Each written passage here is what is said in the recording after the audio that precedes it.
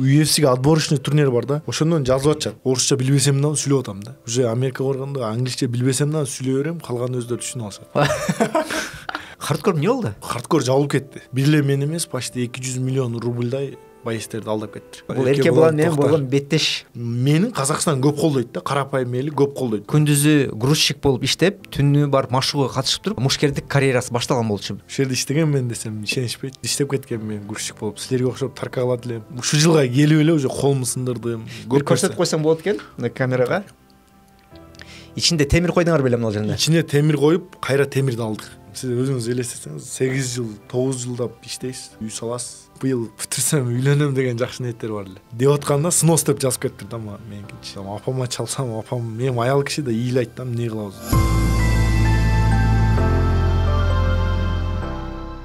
Салам достор. Бул Мирзаматов влог. Адаттагыдай сиздер менен Нурлан Мирзаматов жана өзгөчө кызыктуу жана Кыргызстандын желегин бийик көтөрүп жаткан биздин спортчубуз, мушкерибиз Марсель Нурланбек уулу. Кош келдиң, Марсель. Кош келдик. Сизге да чоң рахмат чакырганыңызга. Эми биз ар дайым эле даярбыз, кубанабыз сен келгениңе. Сен менен ушул эле каналыбызга 2 жыл алдын. 2 жыл мурда тарткан экенбиз интервью. 2 жыл мурда тартканбыз. Азыр уже 2 жылдан бери өтө көп өзгөрүүлөр болду. Бизде дагы. Кандай өзгөрүүлөр айтып бересиң окшойт азыр, Айтып берейин. Буйрса, эми Марсель жөнүндө биздин көрүүчүлөргө кыскача айтып кетсем, мен оюмча көрүүчүлөрдүн баары эле сени тааныса керек. Марсель Нурланбек уулу официалдуу рекорд боюнча, дүйнөлүк официалдуу мушкердик боюнча расмий 14-0.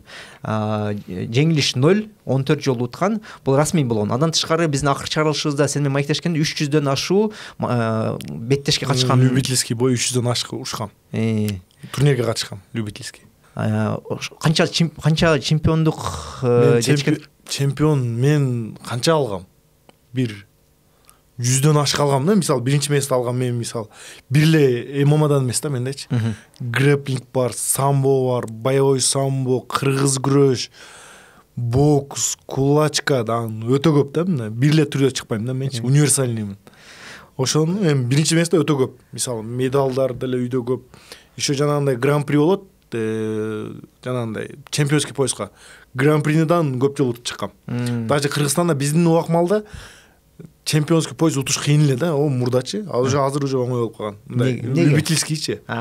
Любительскийде мурда кыйын эле. Неге деген конкурент көп эле. Мен бир пояс алгам, Кроев Потондун поясын алганымда бир пояс алыш үчүн 5 турнир катар биринчи месттен алыш керек. Ошондо гана аласыз. Ал жерде кыргыздар, Дагестан, кыргыздар аз эле амалда. Дагестан, чечен, орустар ошондой көбүнчө ошондой эле. Көбүнчө Россияда жүрчүң? Россияда. Мен өзүм негизи Кыргызстанда любительский урушкан эмесмин, бир дагы. Достор, Марсель билбегендер болсо, дагы бир жолу айтып кетейин. Марсель 18 жашынан бери Россияда жашап, Москвада жашагансың. Күндүзү грузчик болуп иштеп, түнү барып машыгууга катышып туруп, ошентип ошол мушкердик карьерасы башталган болчу.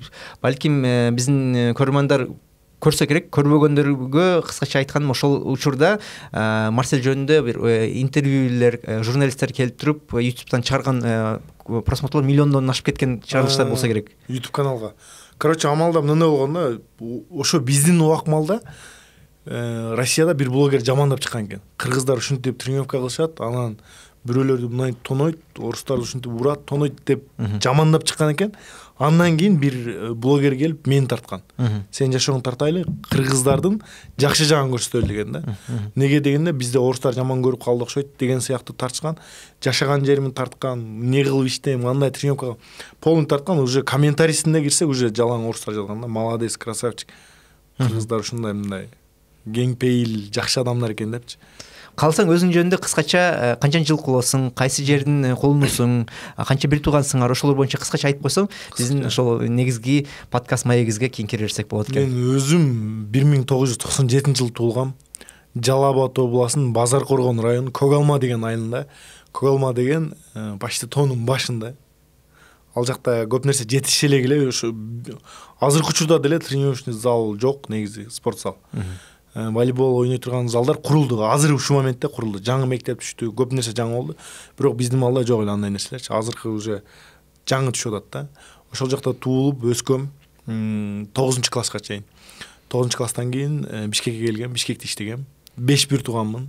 Бир эжем, бир карындашым, 2 братчикам бар, укам. Иним бар, 2 иним.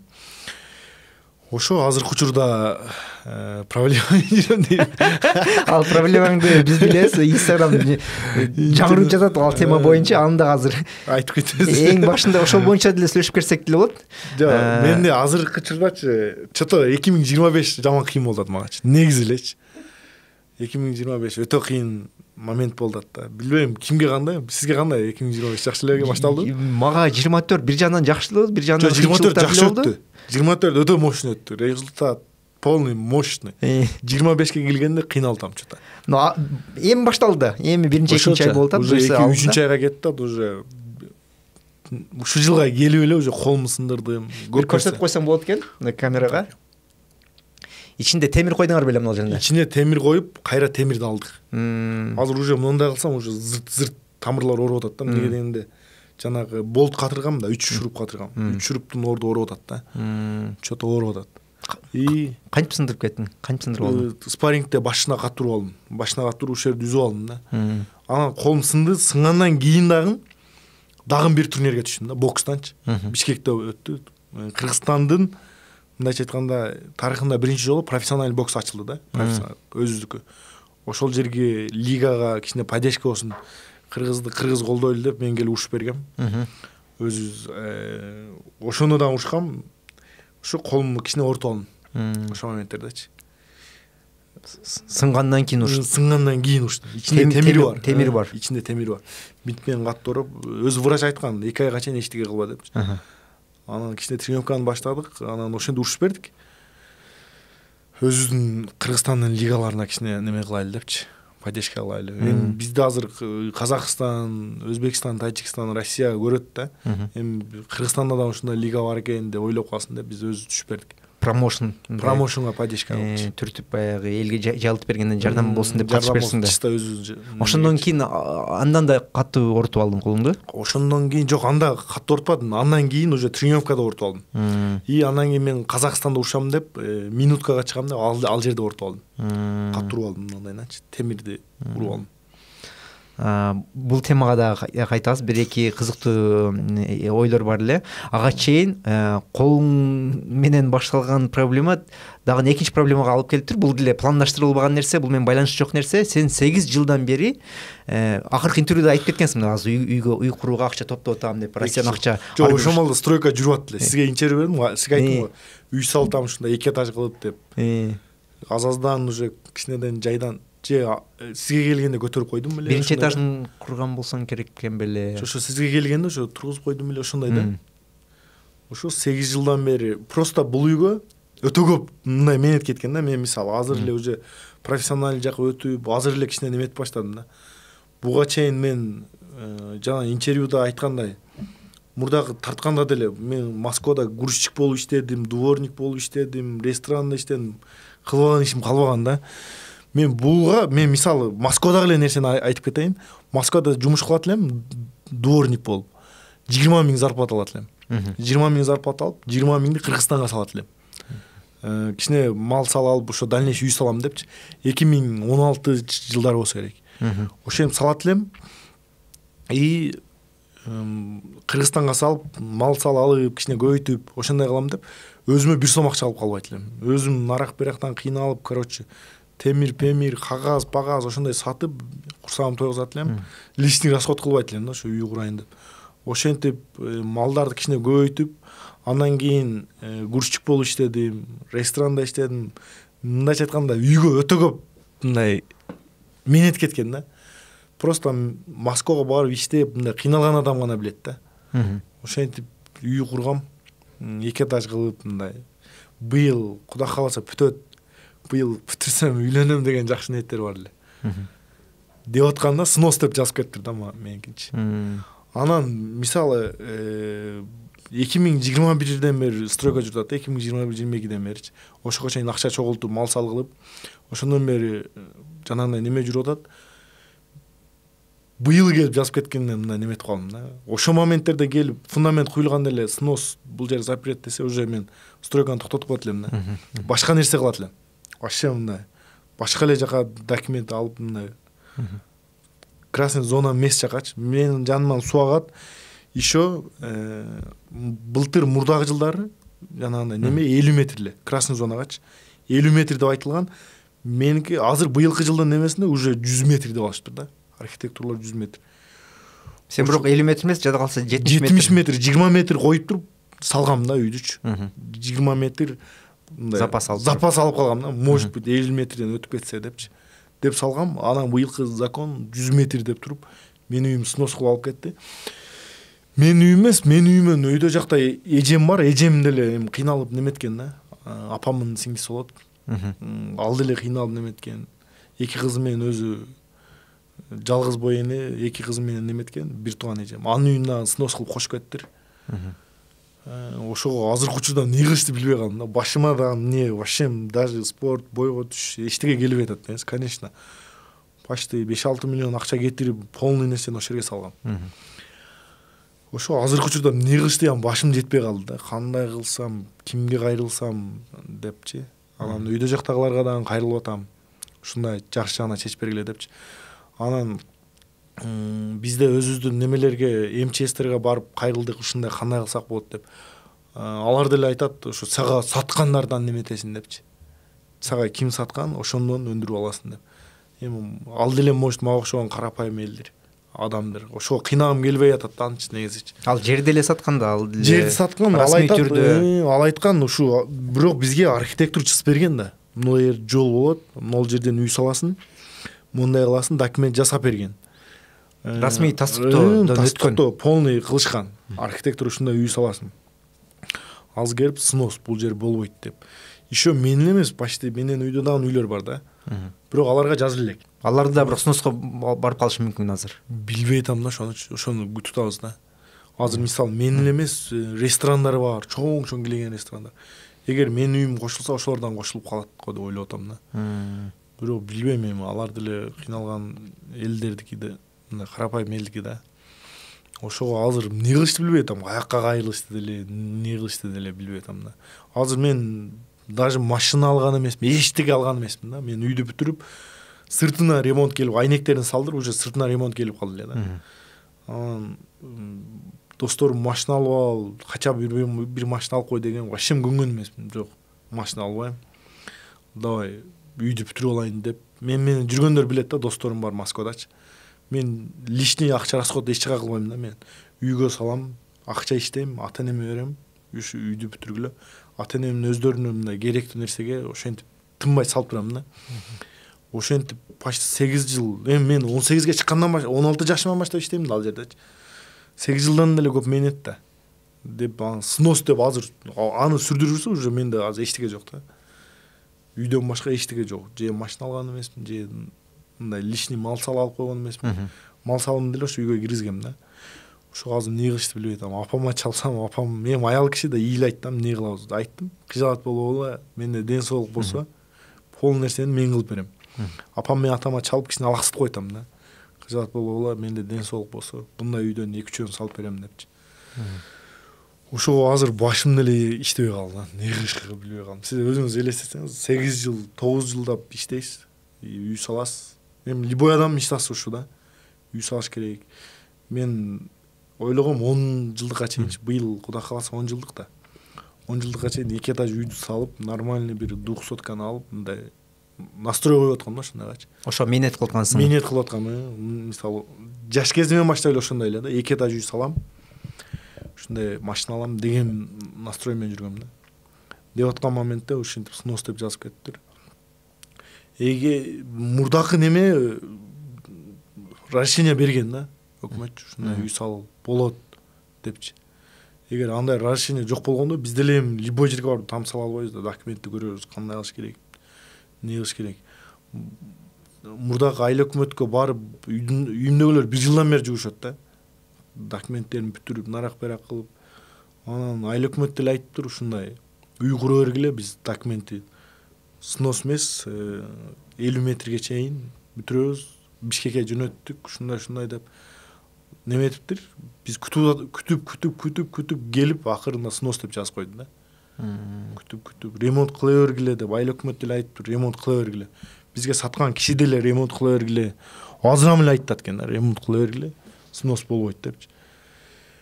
Ошого эмне кылышты деле билбей калдык да. Менин оюмча ал жакта бир расмий жолдору болсо керек. Эгер архитектурадан да тастуу алган болсоңор, бирок план боюнча ал жакта жолду кеңейтип курулуштарды алыш керек болотун болсо, компенсация жолдору болуш керек деп ойлойм. Канча акча кетип ошону бизде андай мындай да жер эмес да, бизде суу агат, сай агат да бул жак бетиндечи. Сай агат, сайдын бул жак бети, нар жак бети. Бирок сайда өмүрү мен ушул жашка келгичекти, мен эсиме келгенден баштап бир дагы мындай суу акканын көргөн эмесмин да, толоч. Суу агат, уже жайында суу акпай деле калат. Ошондон 50 метр деп айтылган да, мурдунтан элечи. 50 метрге үйлөр түшүп бүткөн, полный жерлери сатып, даже кызыл китептерин бүтүрүп, полный бүтүрүшкөн. Анан кийин азыр быйыл эле 100 метр деп айтып калышты да. Ошого суу эле да ал жердечи, суудан башка эчтеке жок. И жол түшкөн, жолго меники уже үйүм 70 метр алыс суудан, жерден, трассаданчы. Узундан трасса түшөт экен. Дамба трассада Өзбекстан жака өтө турган. Ошондой менен дамбанын суунун наркы бетине ham үйлөр түшкөн, берки бетине ham үйлөр түшкөн. Катардан биздин айылга чейин түшкөн да. Мен базар бар, базардын эле ылдыйрагында менин үйүм да. Эгер меники сноска илешип калса, базар полный илешип калат да. Билишим боюнча, буну үй кызыл зонага түшүп калганы кырдаал чыкканга чейин сенин планың 8 жылдан бери үй алганга даярдык кылып, акча топтоп, мал алып, ушундай даярданып жүргөнсүң. Андан тышкары дагы бир маанилүү тема, сен үйүңдү бүтүргөндөн кийин үйлөнөм деп пландаштырган экен элең. Быйылкы жылга ошол пландарың кандай өзгөрдү? Мамилелер кандай болду? Сүйлөшкөн кызың менен эмне болду? Жок, сүйлөшкөн кызымго жок, эми пландар бар эле да, мисалы мындай болжоп жүргөн кызым бар эле, мындай ушундай эметсем деп. Жакшы ойлор бар эле, чоң кылып той, заңгыратып той кылып, мындай ресторанда үйгө алып келип. Эми заңгыратып деле эмес, эми мындай чаканыраак кылып, мындай өзүгө ылайык элечи. Анын бир-эки тууган меникин чакырып үйгө кичине эметип кылам деген ойлор бар эле. Азыр токтоп калды уже. Азыр үйүм снос болуп атат, азыр снос болгондон кийин азыр үйдөн башка эчтекем жок. Оюмча, Марсель, бул жакта мен толук ишенем. Сен бул кырдаал менен көп катуу кейишин кереги жок деп ойлойм. Эмне дегенчи чечилет го деп ойлойм да. Сен Кыргызстанга салып аткан, спорт аркылуу кылып аткан жетишкендиктериң менен эл байкап турат, Инстаграмдан баары көрүп турат. Бул өкмөт дагы, бийлик дагы ал жакта бир пландар болсо керек. Ошондой, эгер бул чечим чыккан, сот аркылуу, архитектура аркылуу тастыкталган болсо, бул же компенсация, же бул жакты калтырып, обход бир жолдору мененби калтырып беребиз. Бул жеке менчик да, жеке менчик бул мисалы ошол эле өнүккөн мамлекеттер бул абдан маанилүү нерсе. Жеке менчикке өкмөт мындай өзгөчө маани берет да, жөндөн албайт. Ошондой болот атса, ген пландар өзгөрүп аткан болсо деле сүйлөштүрүп, компенсация аркылуу бир келишим менен чечилет деп ойлойм да. Андан тышкары бизде абдан көп ошол эле үй куручу компаниялар, курулуш компаниялары бар, чоң компаниялар бар. Сендей спортчуларды колдоп кете тургандай биздин көрүүчүлөрдөн эле чыгып калат го деп ойлойм. Комментарийлерден эле жазып калат. Жазып атышат азыр мындай карапайым элдер көп жазып атат да, давай Марсель ушундай картаңы коюп, биз эле кылып берип коебуз деп Казакстандан жазып атат. Көп жактан жазып атышат да. Мисалы Казакстандан лиганын президенттери жазып атат, Марсель эртерээк проблемаңды чечип ал депчи, жакшы жагына чечилип калсын деп. Эми мен азыр карта койгонго өзүм мындай немем барбайт да. Мындай жүрөгүм чыдабайт да. Карта койгонго ал кандай? Мисалы картаңы кой, эмбанк кой, биз сага чогултуп анан үй салып беребиз деп жазып атат да. Эми ашар түрүндө сенин картаңа акча жөнөтөлү деппи? Мен өзүм чыдабайм да, мен жүрөгүм чыдабайт андай нерсегечи. Бирок азыр даже Инстаграмда, личкамда азыр уже СМСтер бар толтура. Давай ушундай кыл депчи. Америкадан жазып атышат, биз ушинтип беребиз, давай. Чисто карапайым эл колдоп атат да, Марсель. Неге дегенде түшүнөт да, эми алар кыйынчылыкты көрүп мынтип кылып аткандар түшүнөт да. Эми даже бир үй эмес, даже 2 комната временка салганга канча акча кетет. Еще мен ал жерге өзүм жашайм деп кымбат жанагындай арматураларды көбүнчө эле бетон менен курдургам да. Кымбат колдон келишинче жакшы нерсе, качественный кылып, подвал менен 2 этаж кылып, жакшы кылып неметкем да. Эми полный нерсени менетим ошол жерге салгам да. Болгондо дагы Россияда кандай мушташып деле жүрүп, мушташып аркылуу да акча табып, мушкердик болуп туруп. Спорттун түрүнө түшүп көрдүм да, мен бокска түшүп көрдүм, грэплингке түшүп көрдүм, самбоға түшүп, кылбаган нерсем калбады, мындай ачык айткандачы. любой спорттун түрүнө түшүп көрдүм. Мен азыр бизде Кыргызстанда лигалар жок да. Казакстанда лигалар бар, көрүп атсаңыз керек. Мисалы Октагон деген, Номад деген көп лигалар. Бирок азыркы учурда Казакстанда Октагон жакшы да. Мындай уровень өтө мощный. 18 дүйнөдө 18-чи, 17-чи месте алып турат. Профессиональный боюнча. Общий дүйнө жүзүндө Америкада лигалар көп да. Ошого Казакстанга барып, мисалы кулачкадан болсо кулачкадан урушуп атам, бокстан болсо бокстан, ММА. Чындыгы териң менен жана каның менен, мээнетиң менен токтогон. 3 жер менен операция болдум. Көрүп аттыңыз го, тизе менен 1 операция болдум. Кол менен 2 жолу операция болдум. Буга деп канчалаган нерселерди көрбөдүм да. Түшүнгөн адам түшүнөт да. Буюрса жакшы эле жыйынтык болот, жакшы эле бир жакшы жагына чечилип калсын. Буюрса. Ошону биз дагы күттүк эми. Ишенимди, аракетти жоготпо, маанайыңды жоготпо. Сенден абдан чоң үмүтүбүз бар. Болгон жокмун мен. Вообще мындай грамм ойлонбойм. Мисалы, вообще просто үйүмдөгүлөрдү ойлоп атам да. Атам менен апам эле кыйчалат болуп, эмне болот экен? Күндө чалышат. Эмне болуп атат? Кандай? Только үйдөгүлөрдү эле ойлоп атам. Атак мага койсо мен мындан дагы толтурасың. Андай үйдөн 10ду курам дебейсиңби? 10ду курам да. Менде ден соолук эле болуп турса кылам да. Просто ата-энем эми по-любому жаш өтүп калган адамдар чалып кыжалат болуп, эмне болуп атат? Апам ыйлайт. Сен ушунча мээнетиңе күйүп атасың депчи. Эми чоң аял киши ыйлайт экен да. Ушинтип мээнетиңе күйүп атасың деп мындай постоянно неметип турат да, эми чалчы. Азыр бирок бир жакшы сигналдар, жазуулар, кайрылуулар болгонуна караганда бир нерсе болгондой окшойт. Ал тема чечилгендей окшойт. Негизи квартира жөнүндө кандай деп ойлойсуң? Мындай жер там эмес? Жок, мен азыр ошону ойлоп калдым да, последнее время. Квартира эле алышым керекпи депчи. Бишкектен же Жалал Абадтан 2 комнаталык квартира элечи. Ооба, Бишкектен бир Жалал Абадтан. Анчалык даражага жете элекпиз. Ата-эне туугандар менен киргизип коесуң, Бишкекте өзүң да жашап, Бишкекте көбүрөөк жүр. Россияда эле, Казакстанда эле жүрөбүздөн. Бул жакта калай сени көрүштү. Ооба, ушага көчүп келиш керек эми. Биздин көрүүчүлөрдүн арасында балким курулуш компаниясы болгондор бар, курулуш компания менен байланыштуу болгондор бар. Менин оюмча бул абдан ар бир маселе ишкер үчүн чоң бир мүмкүнчүлүк деп ойлойм. Бул маселени чечкенге жардам бергенче брендинг жагынан мекенге, бизнес спортко салым катары деле, компаниянын брендинги, промоушн жагынан деле абдан сонун мүмкүнчүлүк катары колдонуп кетсе болот деп айтып кетмекчимин. Ал бул түшүнгөндөр түшүнөт дегендей эле сиз айтмакчы. Ошого бул нерсени колдонуп, өзгөчө биздин желегибизди көтөрүп жүргөн спортчуларга колдоо катарында да сонун жакшы бир мүмкүнчүлүккө деп ишенип кетем. Андан тышкары кайрылуулар болот керек. Жок, болбой атат азырчы. Мисалы, азыр мага эми амбассадор болду десе, мен болмокмун да.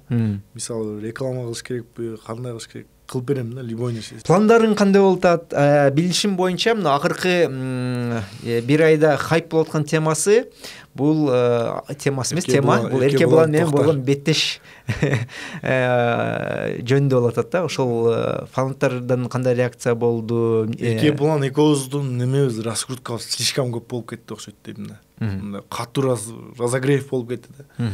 Резонанс болуп, жанагындай комментарийге кирсек дагы Казакстан, Кыргызстан деп бөлүнүшүп ошентип атышат да. Мен ойлойм, бул жерде Казакстан, Кыргызстан деп бөлүнүштүн кереги жок. Бул чисто спорт да. Эки эле адамдын немеси да. Мисалы, азыр Эркебулан экөөбүз урушабыз, кайра эле жарашабыз да. Мисалы, бойдон кийин кайра эле неме. Бул чисто спорт да.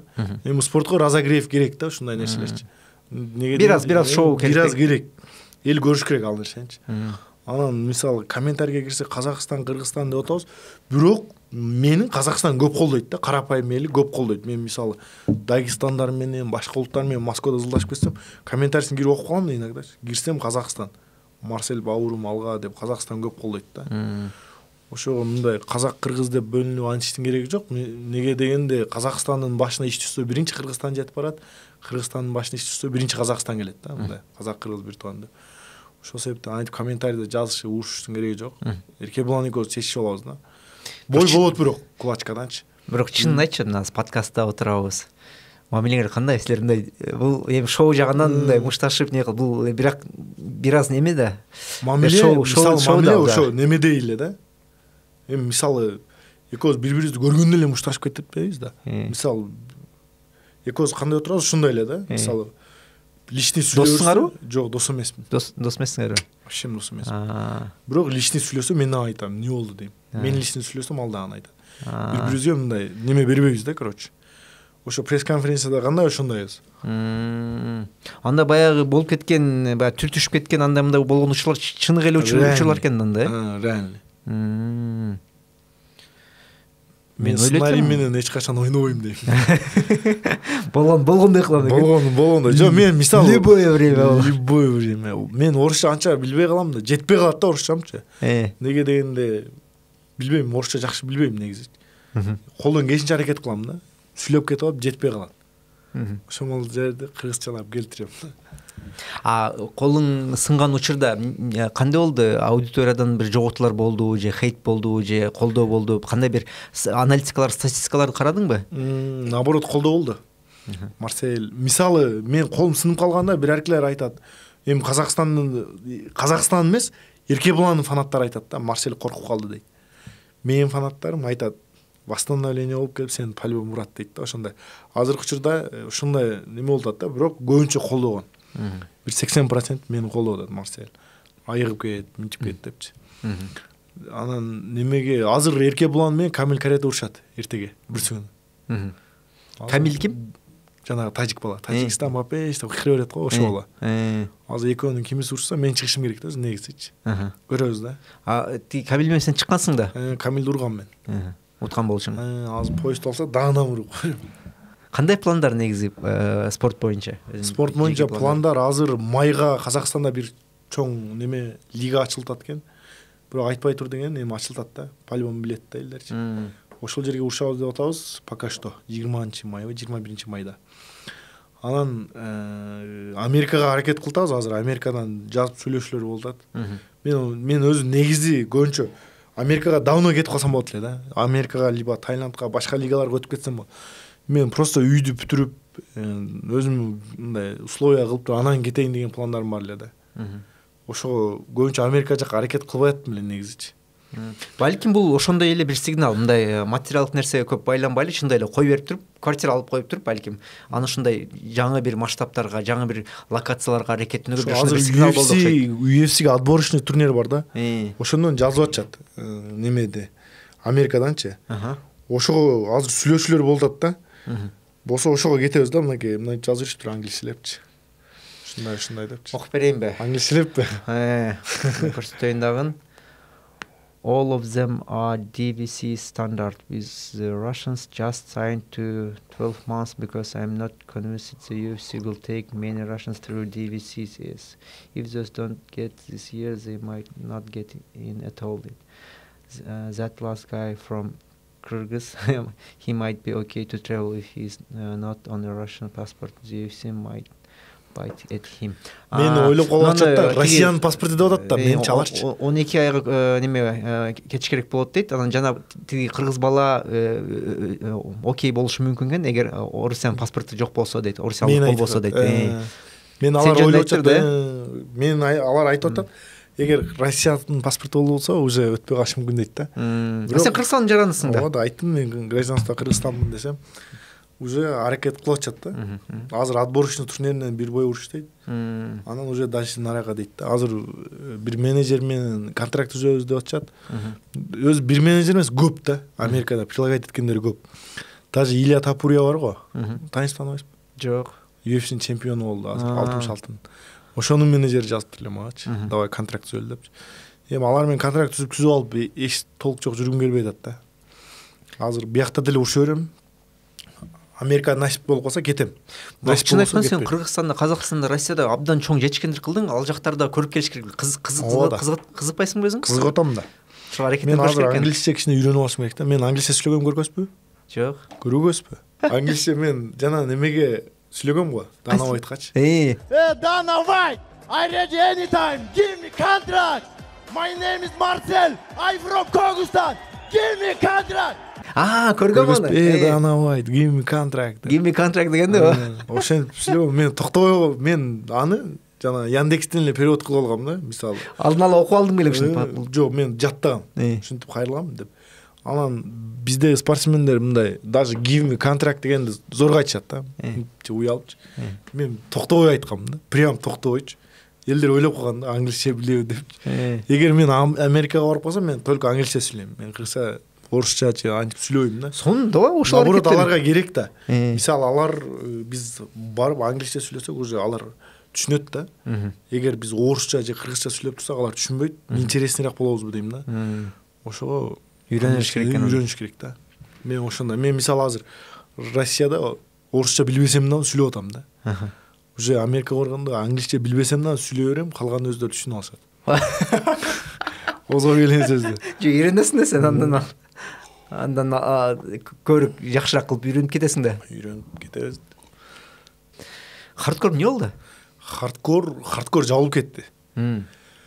Хардкор учу биз акыркыларында урушуп калдык да, мына август, сентябрлардан өтүп урушуп калдык последний боецтерчи. Жабылып кетти. Боецтердин гонорарларын бере албай калды азыр.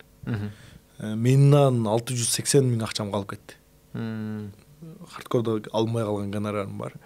Бир эле мен эмес, почти 200 миллион рубльдай боецтерди алдап кеттир. Банкротко түшүп, ошентип жабылып кеттир. Берилбей калды акчалар. Берилбей калды.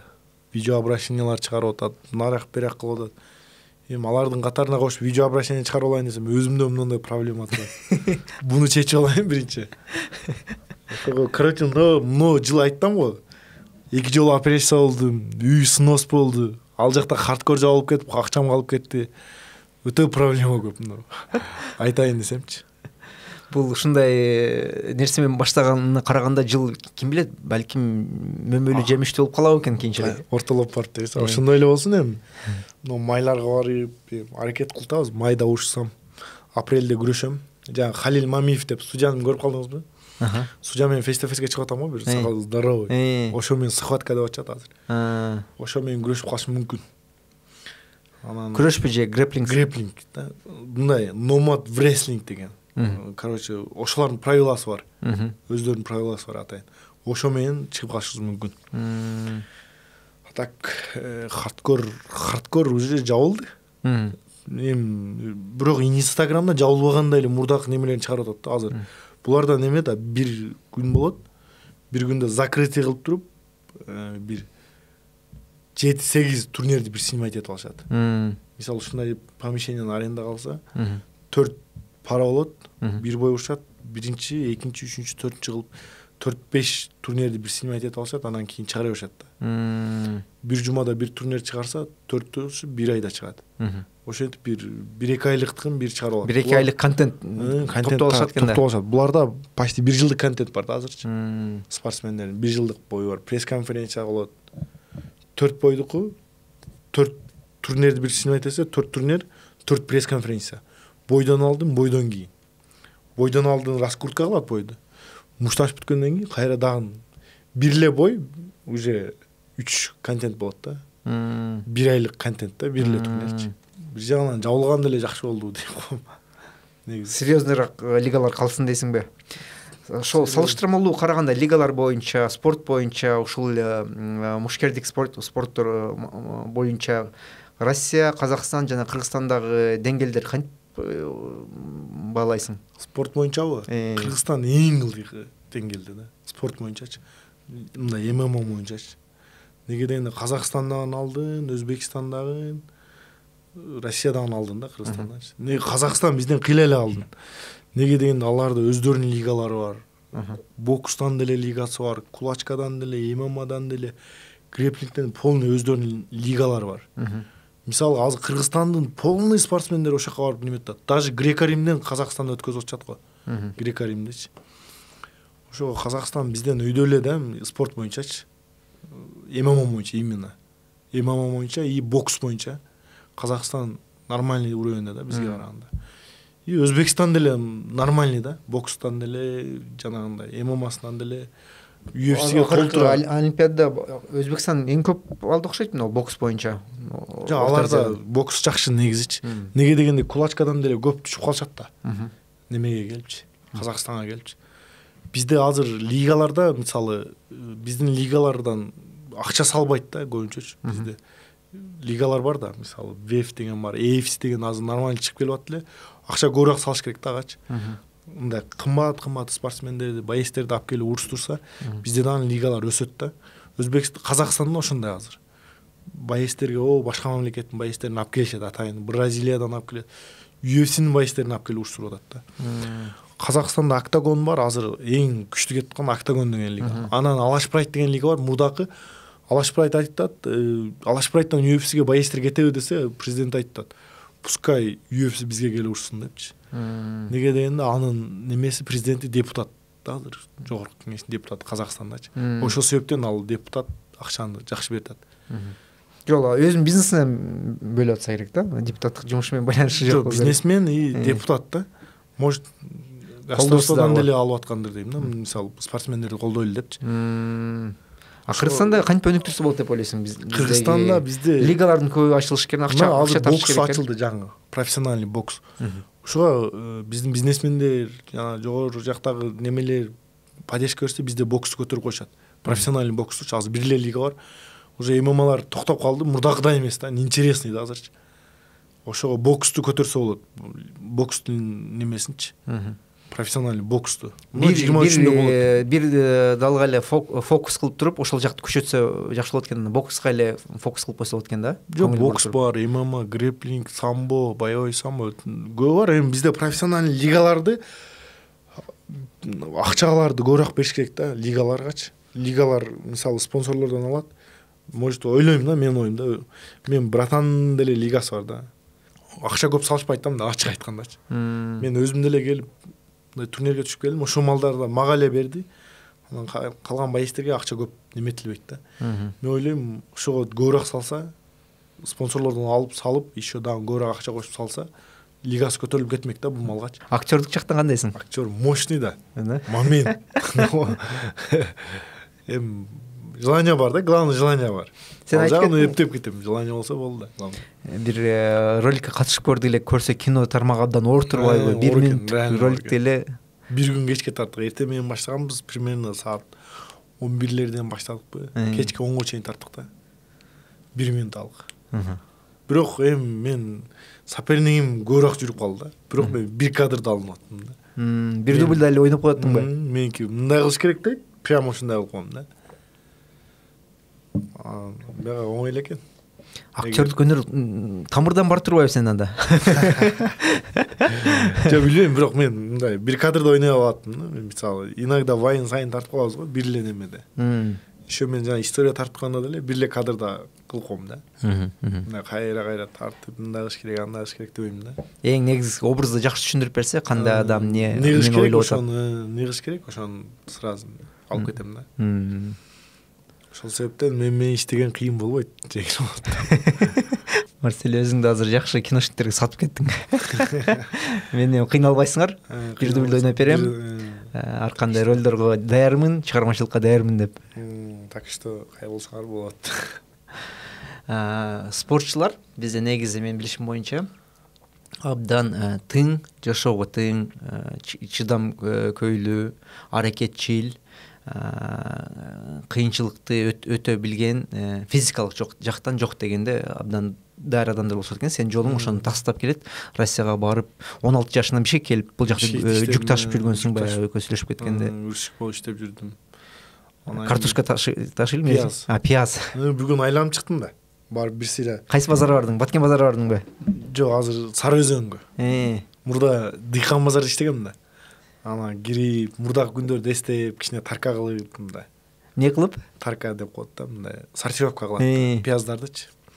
Ошентип кичине мурдагы күндөрдө эстеп келдим, басып айланып, ушундай күндөр өткөн. Азыр ошо жаш балдар иштеп атат экен, бир 16 жашта бир бала иштеп атат экен, анан да көп экен жаш балдарчы. Аларга эми айтып, мен убагында ошол жерде иштегем, мына силерге октоп. Дух берип келдиңби? Дуктан берип келдим. Тааныбайм бирок аларды, бирөөсүнөн тааныбайм. Жаш балдар. Сен тааныйбы экен балдар? Жүгүрүп келип, Марсека деп. Ошол жерде иштеген мен десем, ишенишпейт. Ошол жерде иштеп кеткен мен грузчик болуп, силерге окшоп тарка кылат элем. Күн түн иштейт элек. Биз түндөсү немеден башка жактардан пияздар келет эле да. КамАЗдан КамАЗга, либо КамАЗдан жерге түшүрүш керек. Түнү менен түшүрүп салат элек. Эртең менен кайра иштеп кете берет. Ошону дагы бир жолу эстетип бир айтып кетсең, канча сом алат элең? Канча бир КамАЗ түшүрөт? Бир КамАЗга түшүрсөңүз, чоң КамАЗ 2000 сом алат элек. Өзүң түшүрсөң, өзүң ташыйсың. Каптап. Мешокто примерно көп болот түшүнүч. Бир КамАЗ дейм, чоң КамАЗда бир КамАЗ түшүрсөңүз 2000 аласыз. Айына, ошол молду айына канча аз эле иштейсиз элек. Бирок жетет эле да. Главный насип да. Мындай баракасын берсе болду. ошентип иштейт элек.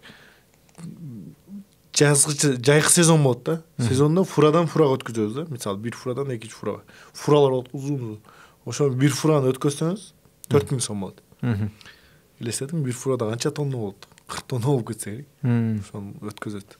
Бир адам өткөзөт аны. Эки адам. Экиңер, үчүңөр бирге. Эки адам. Бөлүшүп аласыңар. Эки адам өткөзсөк 2000ден бөлүшөбүз.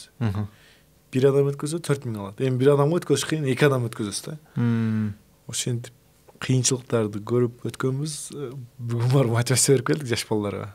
Ну, мушкерлерге ММА же тиги ММА деп айтылат. ММА бой без правил. ММА бой без правилдарга буларга бир жагынан утканың да майлуу, экинчи жагы популярдуу. Макгрегордой популярдуу өзгөчө бир стили. Лигагабы? Конечно, лига прям 100% карайт. Популярностьке карайт. Акчасы да, гонорары да ошо жерче болобу? Прям ошого карайт. Мындай күчтүүсүз анага карабайт. Мисалы менде профессиональный рекорд деле слабый эмес, 14-0. Эгер ал жака караса деле, бул жака караса деле уже нормально да, эки жактан тең. Выгодно да, мени койгончу. Анан мурдакысында Казакстандын лигасы 2 жолу Кыргызстанга келген октагон. Газпромду өткөз, Газпромго канча адам батат дейсиз? Билбейм. 2000 батабы? 2000 батата, 2000ден көп батата. Билбейм. Газпром аренабы? Арена бар го. Ошондо болсо керек. Адам прям полный болуп батпай калды да. Билетти 2000ден 4000ден кылып салыптыр элестетиң. Вакытка. Ошентсем адам батпай калыптыр. Лигага чалып мага 2 билет бергилечи десем, Марсель билет давно түгөгөн. Ушундай деп адам батпай калды деп неметти.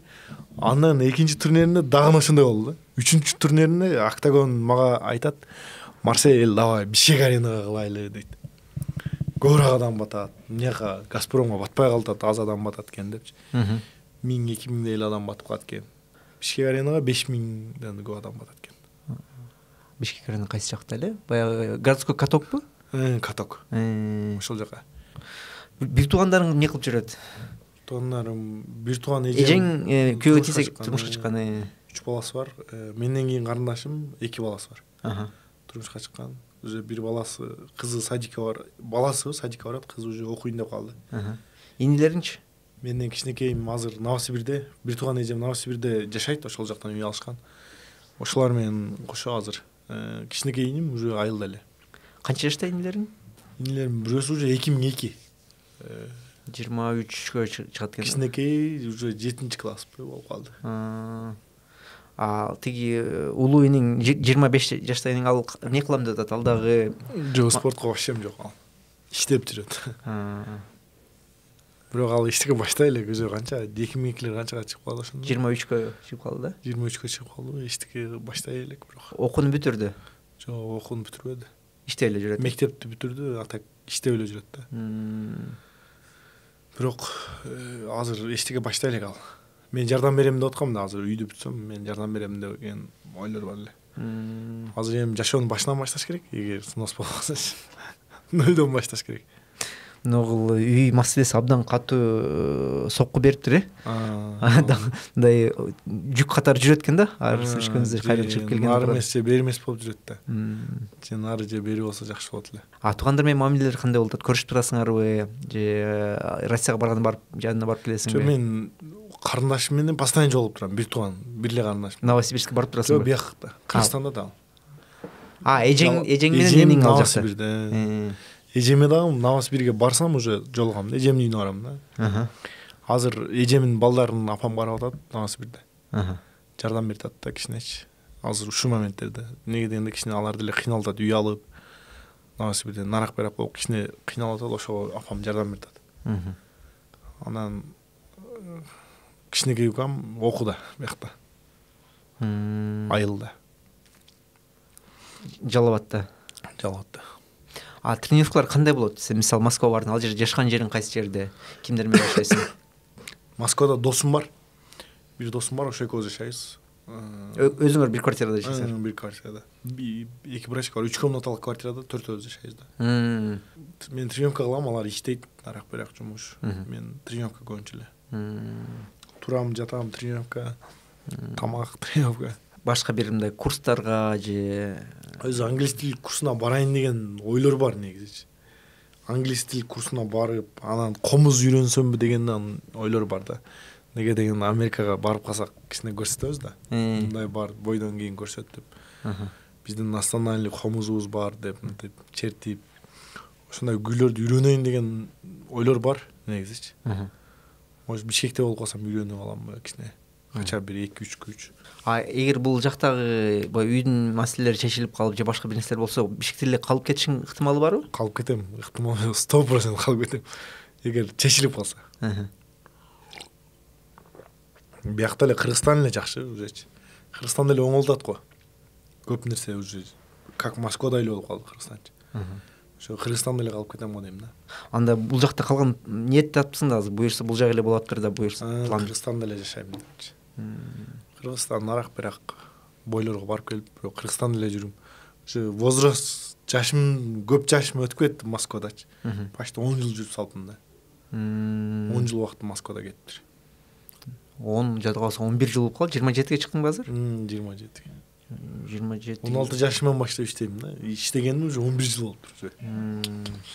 Москвага баргам уже 9 жыл болду. 9 жыл болуптур. 18-ге чыкканда кеткем да. 9 жыл болуптур. Кетсем бир Америкага барып ал жакта бир эки бойлорго даярданып катышып келишиң мүмкүн экен. Болсо Америкага барам, Казакстанга кирем, Россияга барам. Ошол жакта урушуп турам да. Ол 9 жылдай Россияда жүрдүң. Ошол 9 жылды ушундай кылсам болот экен деп өкүнгөн нерселериң барбы? Жок, эгер ушул жолго вообще өкүнбөйм. Үйдү эле красный зонага салган өкүнбөсөм, так башкага мындай өкүнбөйм. Нормально уже нормальный жолду басып өттүм да. Ичпедим, чекпедим, жаман жолдо жүрбөдүм. Мындай жаман жака баспадым да, мындайча айткандачы. Жакшы нерсе. Ата-энеме разы кылып, мындай ата-энеме жаман сөз угузбадым да. Ошо нормально. Азыр кайра жаралсам, кайра ошол жолду басат элем. Именно ушундай. Башка эметпейт элем. Кудум ушундай келет элем. Ата-энең менен мамилең кандай? Ата-энем менен жакынсыңар? Ким менен жакынраксың? Апаң мененби же? Апам менен. Тынбай сүйлөшүп турам күндө. Азыр уже жанаракта чалып туруп, видеосунан тынбай чалып турат. Атам менен эле сүйлөшүп турам. Экөө менен эле сүйлөшөм, тынбай эле сүйлөшөм. Неме апам менен көбүрөөк сүйлөшөм да. Мындай маслихатташып, эмне кылыш керек, кандай кылабыз. Ошентип апам менен көбүрөөк сүйлөшүп маслихат кылам. Атаң мененчи? Кандай темаларды сүйлөшөсүң? Кандай мамиле, кандай? Жер темасында сүйлөшөбүз. Үй эмне болду деп.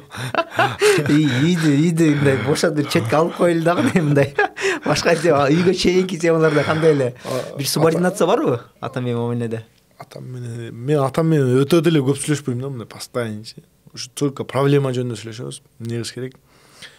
Мал алып атканда, аттарды алып атканда кандай кылабыз, мындай кылабыз болду. Ошондой темада. Ата, мен сизди абдан сыйлайм, мен сизди жакшы көрөм деп ушундай мамиле болуп турабы? Же андай субординация жок, анчалык мен айтып сүйлөшө албайм. Мен мисалы апама деле, атама деле антип айта албайм. Сыйлайм анан мындай деп. Бирөклөр видеого чыгарып көрсөтүп мынтип берет го. Мен айта албайм да. Өтө анчалык немете албайм. Жок, видеого меселе өзүң эле болгондо. Апамдар өзү чалып айтат да, биз сага ыраазыбыз ушунча нерсе кылганыңа дейт. Мен деле кечен айттым, кыжаат болбогула. Главное мен ыраазымын. Үй бүтөт дедим да. Кыжаат болуп неметип аткандачы. Силер кыжаат болбогула, мен кылдым, значит мен немемин. Силерде үйүңөр бар, жашай бергиле, кийин жашоону кыла бергиле. Достор, Марсель менен маектешет, өзгөчө бир ой келди. Комментарийлерден эң көп лайк алганына жана эң Марсельге жаап кеткен комментарийге өзгөчө бир сунуш менен белеги бар экен. Личкама өтө көп жазышат да, давай мындай прям бойго кийип чыккан шорта либо футболкаңыздан бериңчи депчи. Ошол себептен эң көп лайк алганга шорта берели, чисто бойго октагондон прям бойго кийип чыккан шортадан. И жакшы комментарийге бир футболка, чисто лиганын немесинен. Ошентип берели. Же наоборот, эң көп лайк алган комментарийге футболка, башка жакшы комментарийге өзүңө жакын шорта. Чисто бойго кийип чыккан өзүнүн футболка шортанын. Ушундай кылып берели. Все, комментарийде өзгөчө бир ойлорду, байкоолоңорду, тилектер, ниеттерди да жазып койсоңуз болот. Ошол тандап кетесиң. Арасынан тандап беребиз. Ошондой эле жаңы өсүп келаткан спортчулар, мушкерлер, ММАшиктер, жекеме жек спортчуларына кандай бир кеңештериң, каалоолоруңду айтып кетет элең? Кандай кыйынчылыктар болушу мүмкүн? Кеңешим үйдү жакшы жерге салган. Кеңешим ушу спортту жакшы тандагыла. Туура жол менен мындай жаман, мисалы азыркы учурда спортсмендер көбүнчө эле жанагындай звезда болуш үчүн грязный кылып жүрүп атышат да, мындай жаштарды көрүп атабыз. Слишком грязный жанагындай немелерди кылып жатат. Андай нерсе кылбаш керек. Жакшы жак менен деле көтөрүлсө болот да, мисалы хайптын эле мындай түрү бар да, жакшы жак менен мындай эл колдой турган кылып көтөрүлсө болот. Ошол себептен жаман хайп кылып мындай жаман көрүнбөгүлө жакшы жак менен мындай кичпейли болуп жакшы неметсе болот. Ошондой деп совет берет элем. Ошол карьерада ошондой спорт карьераңдагы эң кыйын учур кандай учурлар болгон эле? Кайсы учурду эстей аласың? Ошо эң кыйын болгон жанагы грузчик болуп иштеп жүргөн моментим. Түндөсү грузчик болуп иштейм, эртең менен эрте саат 10-до тренировкага барам. 10-дон чыгып, черезден тренировка, черезден подработка күндүз иштейм. Жер копать этебиз, жер казабыз, досум бар. Ошо экөөбүз жер казабыз. Түндөсү кайра грузчик болуп иштейт элем. Эң кыйын күндөр ошол күндөр болгон да. Анда мисалы ошол эле толук убактын спортко эле бөлүп алсаң, анда бул абдан сонун нерсе экен да. Жок, эгер толук убакыт спортко бөлсө уже жыргал да. Атак иштеп, анан мындай кылып неметчи кыйын. Бирок эми ошентип кыйналып өсөт да. Анан азыркы жаштар мага деле көп жазып калат да. Менде возможность жок, эгер возможность болгондо ташты жарат элем депчи. Эми любой эле адамда возможность жоктун айынан келет да спорткочу. Эгер возможность бар мындай байдын баласы болсо спортко келбейт да мындай. Токчулуктан келет. Келсе да өзүчө мындай хобби катары. Жокчулуктан келет да. Мындай кыйналып, эмне кылышты билбей. Мен ойлойм ошо мындай спортко мындай бай адамдын балдары көтөрүлүш кыйыныраак да, бирок эми бар, эми жок эмес. Ал жак өзгөчө эрк керек го. Чыдаш керек, чыдамдуулук керек, жүрөктө патриотизм керек, желание болуш керек да. Мисалы ошол эле Хабибтинби ким бирөөнүн сөзү бар. Кийинки ошол UFC'нин чоң лигаларынын чемпиондору Орто Азиядан келет. Эмнеге дегенде ал жакта ошол жокчулуктан көтөрүлүп эрктик көрсөткөн спортсмендер күчтүү келип атышат деп айткан сөзү бар экен да. Бар. Ошого кандай кошуласың, кандай деп ойлойсуң? Нормально. Именно ушул жактан көп барат. Эми уже Кыргызстан, Казакстан, Тажикстандар UFC'ни элейт да ужечи. Аз-аздан уже кирип баштады. Кийин уже бул жактын немелери элеп баштайбы дейм да. Ал үчүн эмне керек? Ал үчүн менет керек, опыт алмаш керек, сборлорго барыш керек. Эгер возможность болсо да. Возможность болбосо, ошо возможность болгу чектеп тренировка кылыш керек бул жакта. Интересно. Өзүң биздин көрүүчүлөргө бир каалоо, ойлоруң болсо, тилектериң болсо бир айтып. Кыргыз элиме чоң рахмат. Азыркы учурда өтө колдоп жазып атышат. Марсель мындай кыл, сабыр кыл, мындай кыл деп, мындай чарчап калган малда ошолорду окуп, мындай жакшы настрой алам да, жакшы комментарийлерди окуп, мындай ошо колдогондор бар экен деп. Ошентип колдоп жазып аткандарга чоң рахмат, Алла ыраазы болсун. Ошентип биримдикте болсок, жакшы өнүгүүлөр болот. Азыркы учурда деле өтө жакшы жака өнүгүп атабыз. Уже мына почти 4-5 жылдын ичинде Кыргызстан өтө көптөгөн нерселерге жетишти да. Мисалы Жалал-Абадта эле өтө көптөгөн нерселер курулуп, өтө көптөгөн нерселер неметип атат, бүтүп атат. Ошол себептен дайыма ушинтип биримдикте болсок, дагы мындан дагы өнүгүүлөр көп болот деген ниеттебиз. Ошол себептен дайыма бири-бирибизди колдоп ушинтип турайлы. Чоң рахмат колдогондорго. Рахмат сага дагы, Марсель. Ушул жолуңду уланта бер. Биздин ошол желегибизди желбиретип, жогору көтөрүп, жаңы жетишкенти жаңы ийгиликтерге, жаңы турнирлерди утуп, жаңы лигаларды багындыра бер. Келгениңе рахмат. Буюрса дагы көрүшүп турабыз. Бул Мирзамат влог чыгарылышы болду. Марсель Нурланбек уулу менен сонун бир маектешип кеттик. Кийинки чыгарылыштарда көрүшкөнчө. Пока-пока.